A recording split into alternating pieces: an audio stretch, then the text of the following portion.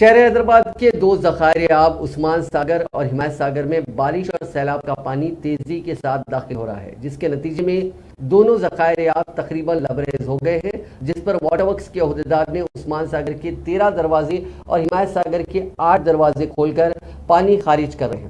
فی الوقت عثمان ساگر میں 7500 کیوزک سیلاب کا پانی داخل ہو رہا ہے، جبکہ وہاں سے 8281 کیوزک پانی چھوڑا جا رہا ہے۔ اسی طرح حمایت ساگر میں سیلاب کا 7000 کیوزک پانی داخل ہو رہا ہے اور وہاں سے 7708 کیوزک پانی چھوڑا جا رہا ہے۔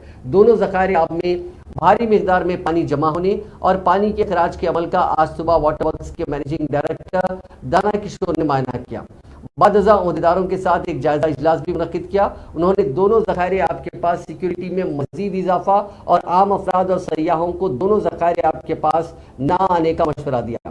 ان ذخائر آب کا پانی موسیٰ ندی میں چھوڑا جا رہا ہے، جس کے پیش نظر موسیٰ ندی کے اطراف کے علاقوں کے عوام کو چوکس رہنے کا مشورہ دیا گیا ہے۔